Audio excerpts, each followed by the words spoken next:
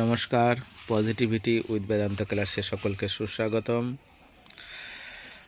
আজ আমি তোমাদের কাছে নিয়ে এসেছি স্বামীজি বাণী, জীবন গঠনে স্বামীজির বাণী। আজ আমি তোমাদেরকে পাঠ করে শোনাবো জনকল্যাণমুখী কাজকর্ম ব্যাপারে স্বামী বিবেকানন্দের অমোঘ চিরন্তন সত্যবাণী। চলুন দেরি না করে আর শুরু করা যাক।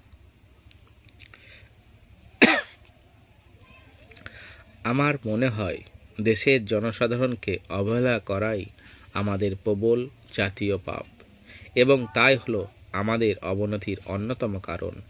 যতদিন না ভারতের সর্বসাধারণ ভালোভাবে শিক্ষিত হচ্ছে, ভালোভাবে খেতে পাচ্ছে অভিজাত লোকেরা, যতদিন না তাদের ভালোভাবে যত্ন নিচ্ছে, ততদিন যতই রাজনৈতিক আন্দোলন করা হোক না কেন, কিছুতেই কিছু হবে না।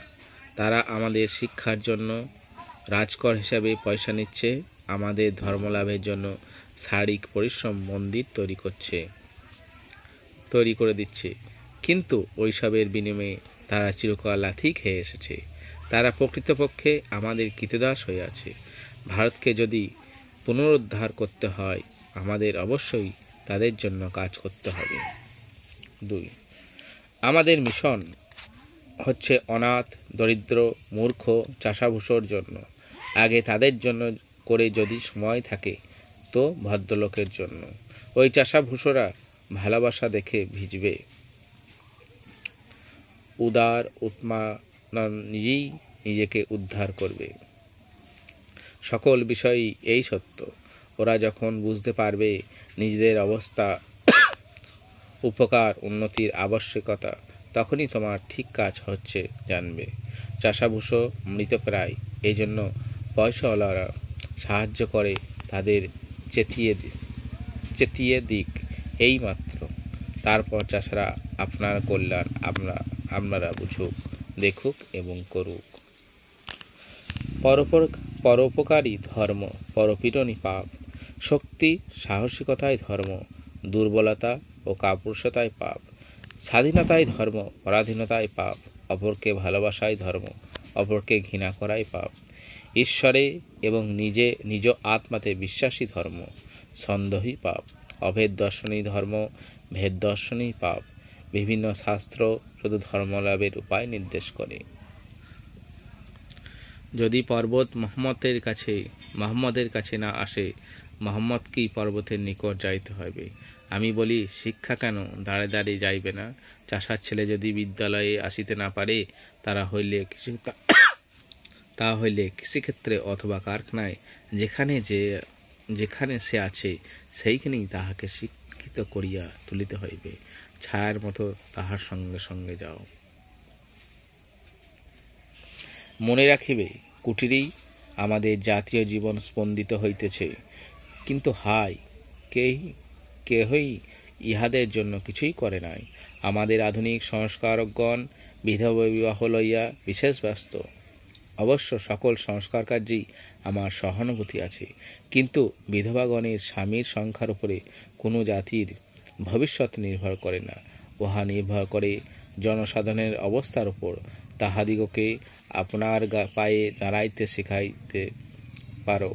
তোমরা কি সাম্য, স্বাধীনতা, কার্য ও উৎসাহে ঘোর পাশ্চাত্য এবং ধর্মবিশ্বাস ও সাধনায় ঘোর হিন্দু হইতে পারো?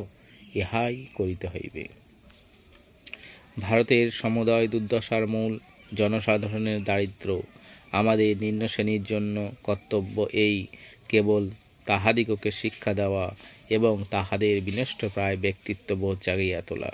তাহাদিগকে ভালো ভালো ভাব দিতে হইবে, তাহাদের চক্ষু খুলিয়া দিতে হইবে, যাহাতে তাহারা জানিতে পারে যে জগতে কোথায় কি হইতেছে।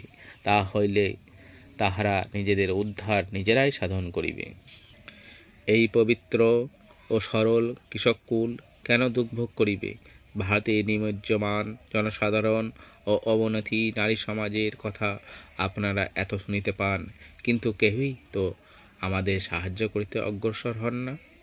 ভারতবাসী যদি তাহাদের ধর্ম ও আনুষাঙ্গিক রীতিনীতিগুলি পরিবর্তন করে, তবে আর ভারতবর্ষ থাকিবে না। কারণ ধর্মই ভারতবাসীর প্রাণশক্তি। ভারতীয় জাতি লুপ্ত হইয়া গেলে আপনাদের সাহায্যে গ্রহণ করিবার জন্য সেখানে আর কেহই থাকিবে না। গ্রিক মন যা ইউরোপীয় জাতির বহির্মুখ শক্তিতে প্রকাশ পাচ্ছে, তাহার সঙ্গে হিন্দু মন মিলিত হইলে ভারতের পক্ষে আদর্শ সমাজ হবে। ইউরোপের কাছ থেকে ভারতকে শিখিতে হবে বহিঃপ্রকৃতি জয়, আর ভারতের কাছ থেকে ইউরোপকে শিখিতে হবে অন্তঃপ্রকৃতি জয়। তাহলে আর হিন্দু বা ইউরোপীয় বলে কিছু থাকিবে না। উভয় প্রকৃতিজয়ী এক আদর্শ মনুষ্য সমাজ গঠিত হইবে। আমরা মনুষ্যত্বের একদিক ও ওরা একদিক বিকাশ করেছে, এই দুইটির মিলনই দরকারি। মুক্তি, যা আমাদের ধর্মের মূল মন্ত্র, তাহার প্রকৃত অর্থ দৈহিক, মানসিক, আধ্যাত্মিক সব রকম স্বাধীনতা। ওম শ্রী রামকৃষ্ণ অর্পণমস্তু।